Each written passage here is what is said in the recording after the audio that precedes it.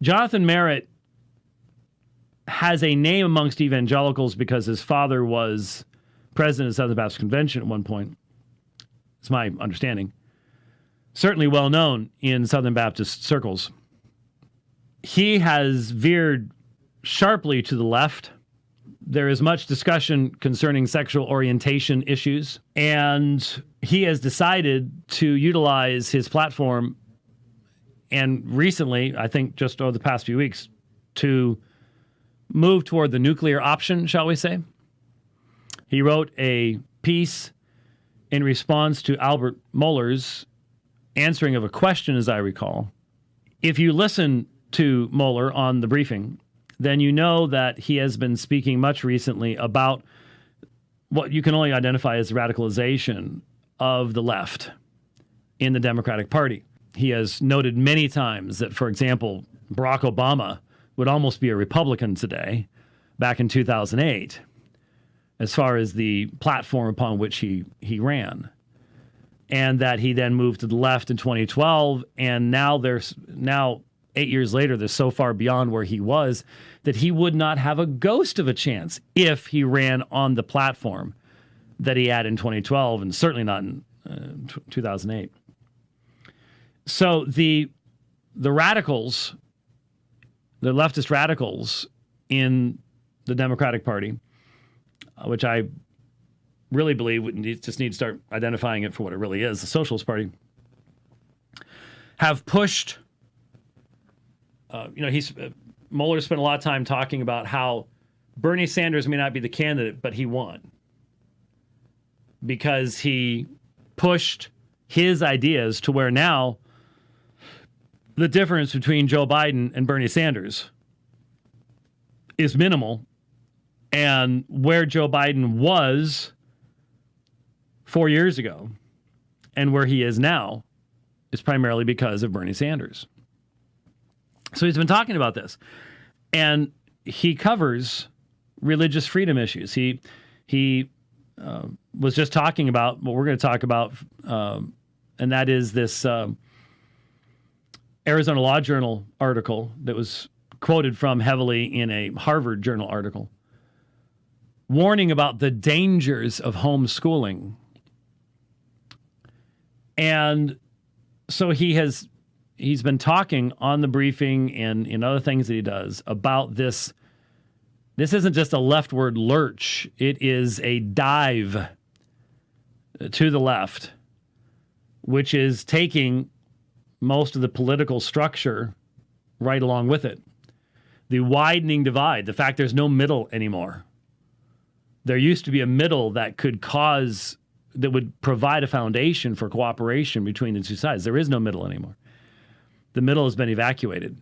You hear everybody talking about the polarization in the American political scene, and there is absolutely no question about that, and that is being seen right now in the response to COVID-19, and now in the pushback where people are saying enough is enough. The numbers that you were using didn't work out, and we are doing a swan dive into a global depression that will result in far more deaths and far more misery than the worst COVID-19 outbreak you could ever have. Did y'all notice something today, by the way? Did you see the price of oil earlier today? It went negative. It went negative. That's a complete crash. Do you have any idea how destabilizing that will be in many nations? We are talking about a massive increase in the probability of warfare. People tend to die in war, just so that people remember. War is not a good thing. Starvation is not a good thing. And that then also generally leads to more disease. So people are saying, whoa, wait a minute. We went the wrong direction, big time.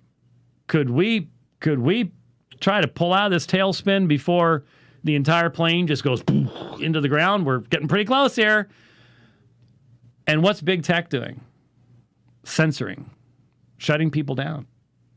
Shutting people down. This is what's coming. So the point is, Mueller's been talking about these things, and so he was asked a question about voting if there is an election in November of 2020, and he said that he did not vote for Trump in 2016, but he would vote Republican in 2020. Why? Because 2020 is not 2016. And if you can't see that in 4 years, there has been a massive change, massive shift, then you're just not watching. You're just not thinking, you're not listening, you're not seeing what's going on. And so this was taken as flip-flopping on his part. And there's a video, it's been on YouTube for years, that was put out basically by the people that got bounced out of Southern Seminary when Mueller took over. And it's one of the first times a theological seminary has gone from moving to the left to moving back to the right. But there's been a video out there for a long time. And basically all of its talking points were repeated in this article as if it was something new, which it wasn't. And so of course, I do respond to Jonathan Merritt. He doesn't respond to anything. He won't engage on anything. But I pointed out that somehow you wrote an entire article and didn't mention the reality of what's going on today, the reality of full-blown, communists on our own soil in positions of authority. They may still call themselves socialists or whatever else, but they're communists, and we all know exactly. They love the CCP. They love China. They want us to be China. That's what they want. And so what do when you have a entire spectrum of politics that wants to end the Constitution and our constitutional republic and our freedoms and liberties along with it, which God is in control of that. We don't deserve the blessings we've got. We forfeited them, and we've got blood all over our hands. So if God wants to do that, but I, as a Christian, am still called to speak the truth in that context, call for repentance, but also recognize that communism is just as satanic as Gnosticism. Xi Jinping is not God. He will never be God. He thinks he is, and he thinks the state can be God. The state is not God. And it's one thing to call the state to repentance under God for murdering children. It's another thing to have a state that thinks it is God and therefore murdering children is good. Different situation. And so it's fully understandable why Mueller has said what he said, but it wasn't mentioned even in passing by Jonathan Merritt. We don't need to worry about the real reasons. Let's just do a hit piece. And then the next day, hey, let's take out John Piper. Let's take out John Piper. And in a incredibly, not only dismissive, but disrespectful, nasty fashion.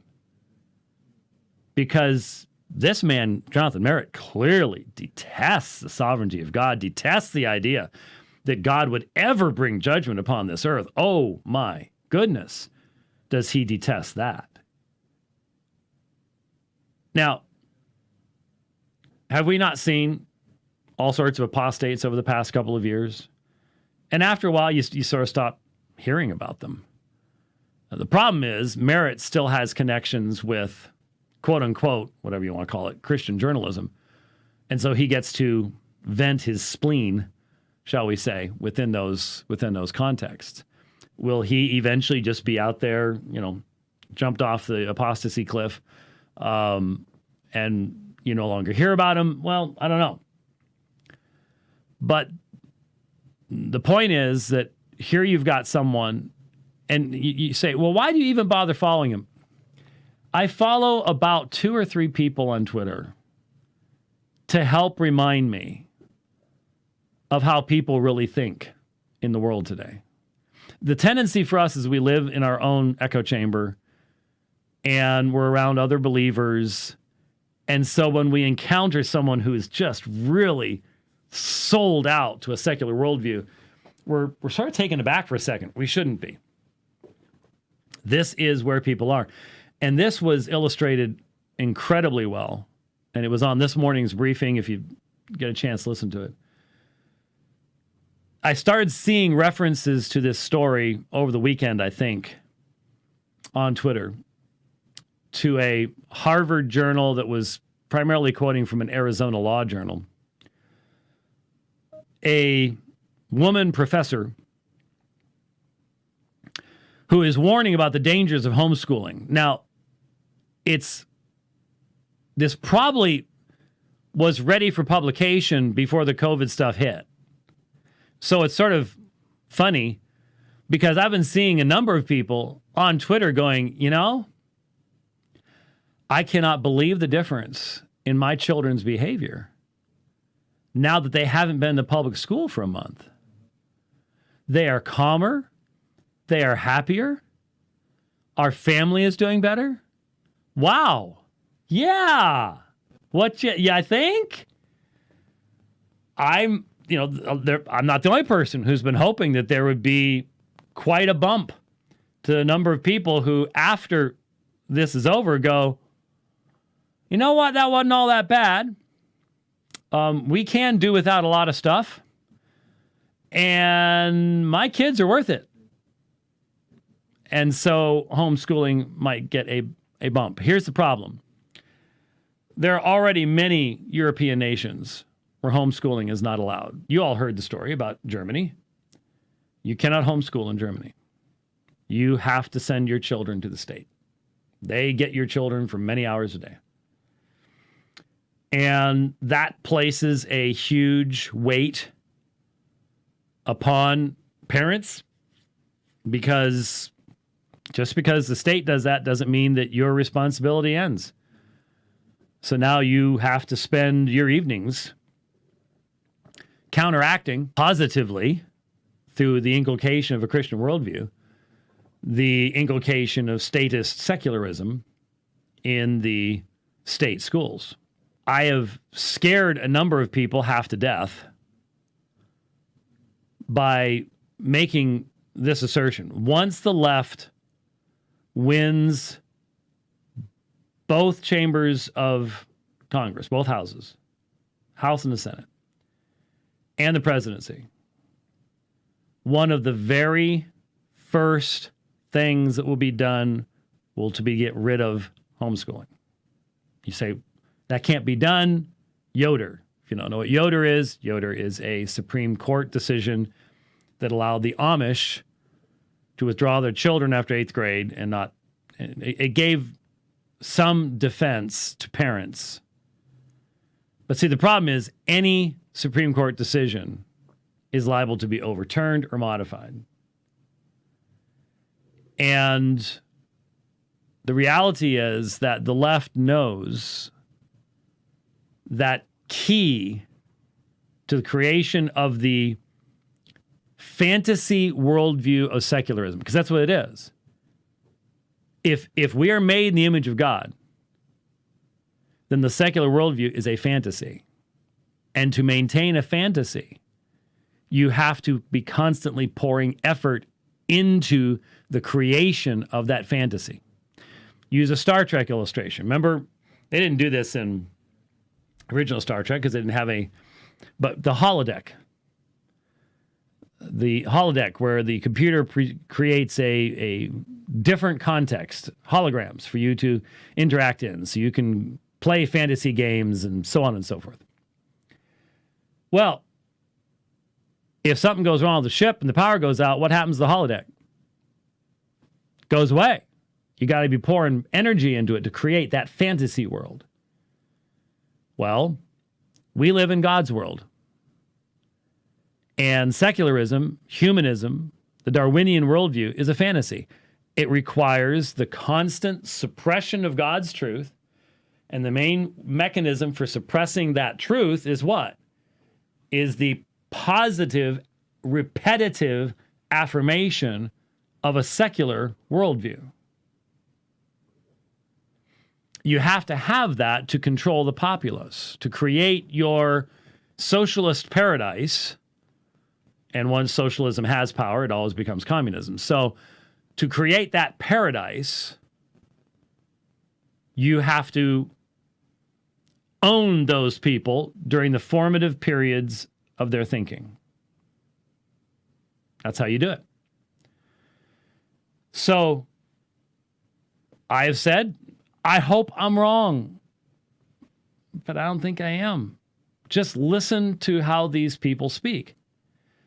You get a next generation, put any one of how many were in the back last July, how many were running? 18, 20, 21 people running on the Democratic side. You take any one of those candidates, make them president, give them the Senate and the House, and then look me in the eye and say, oh, they'll protect our rights. They'll protect homeschooling. Naive a lot?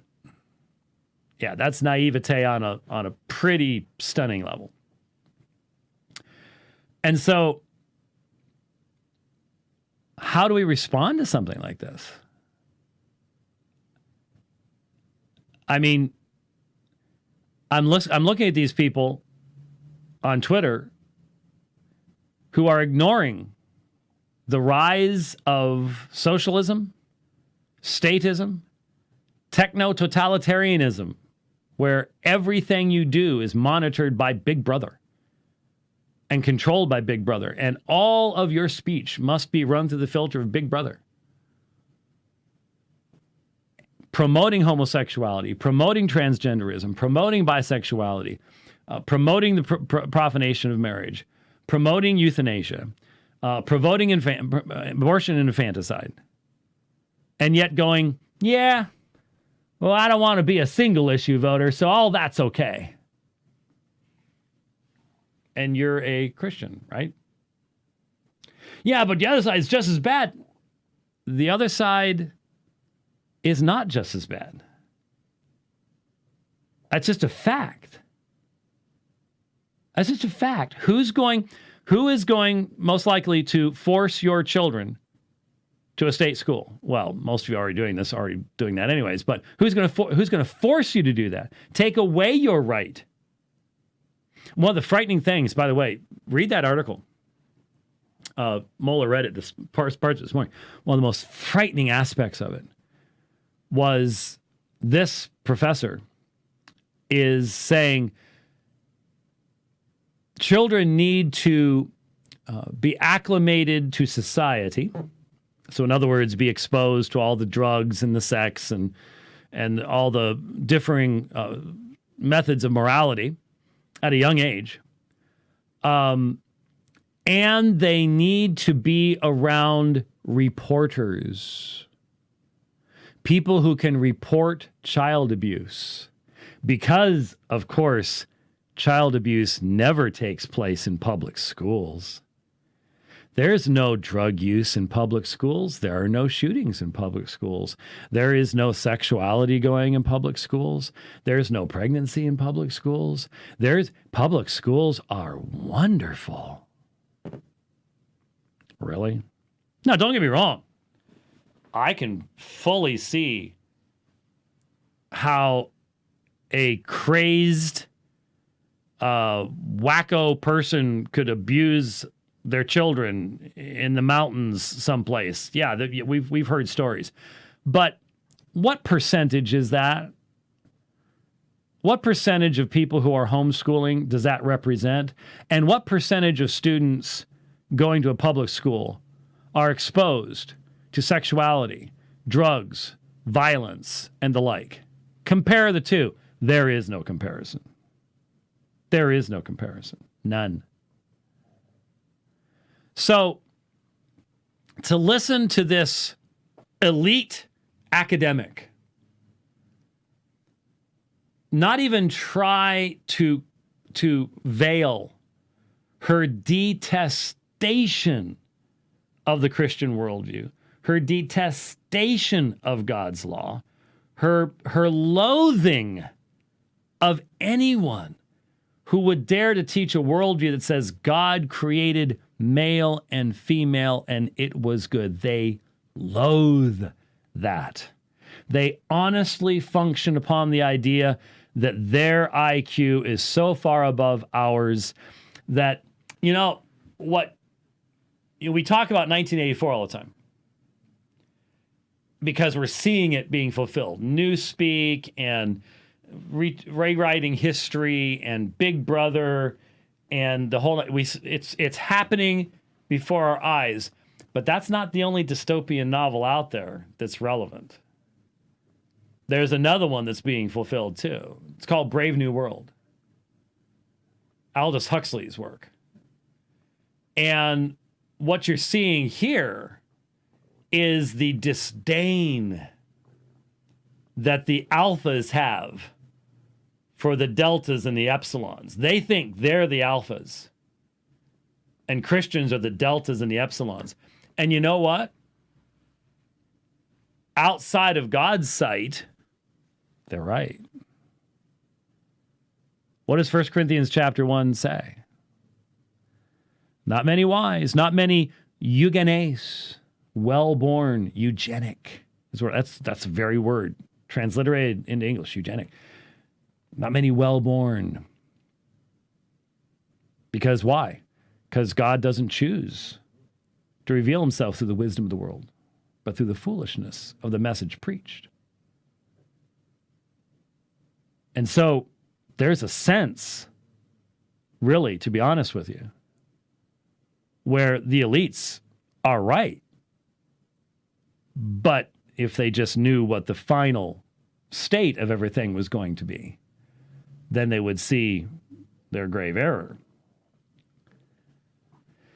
So that article, we need to understand that the people, think about Harvard and Yale. What are the two schools that produce the majority of our highest level judges in the United States? Harvard and Yale. Well, Supreme Court, yeah. But I mean, talking about federal and other positions. Harvard and Yale. This is the worldview that is placed into the most conservative graduate of Harvard and Yale. You want to talk to me about how we are protected by the Constitution? I'm sorry, that's just so naive. History tells us there have been constitutions before. And when it came time within that society that the worldview of the founders had been rejected, those little pieces of paper cannot protect anyone. Ours had a great run. There was much wisdom. It wasn't perfect. But man, one of its most brilliant insights was distribute power widely because mankind is evil. Yep, that's Christian worldview. That's gone. That doesn't exist anymore. And so, parents, you're homeschooling right now? Do it as long as you can. Lay the firmest foundation you possibly can and then make the commitment. Look, what are you going to do? I mean, it's real easy to say, I'll stand at my door with my AK-47. Well, you're going to die. Okay? You may have your AK-47, but they've got 27 AK-47s out there. Actually, they've got AR-15s. But anyway, and you're going to get gunned down. And you're just going to be portrayed as a nutcase. And they're going to take your kids away anyways. So what are you going to do? Well, what are Christian parents in Germany doing right now? Yeah, their kids go to school. And then they have to meet with them and counteract. And that means a lot of extra time and a lot less opportunities for fulfilling your fundsville and all the rest of that stuff. That's what you got to do. That's what you got to do. I mean, you can run and flee. You can try to find someplace else, but this seems to be happening every place. I'll go to Canada. It's worse. I'll go to Australia. New Zealand, where are you going to go? I mean, I suppose there are maybe a few third world countries you might be able to run off to that are still so poorly governed that you could hide out in the mountains someplace, but most of us do not have that option. So you better be thinking about it now. You, your wife, together with your church family, how are you going to handle it? What are you going to do? What happens when it, because it's coming a lot faster than we thought, and the accelerator was pressed through the floorboard starting at the end of February 2020. Because now it is interesting to compare the United Kingdom with the United States. There have been no situations where capitals or major cities in the UK have been flooded by armed people in pickup trucks. Okay? That ain't going to happen. They don't have pickup trucks and they ain't armed. So they're all just sitting in their houses. There are a few that are really not happy about all this, but the majority of the world's population said, yeah, okay, whatever. Just keep us safe. We're not concerned about the rest of the stuff. We're not concerned about what you're going to do with this down the road and what you're going to use as the next big thing. Will it be technological? Will it be a crash of the internet? Will it be infrastructure, electricity, distribution of food? Lots of ways to do it. And we all just go, okay, whatever, just please take care of us. We look to you, oh, great and powerful Oz, upstate government, whatever. Yeah, there you go.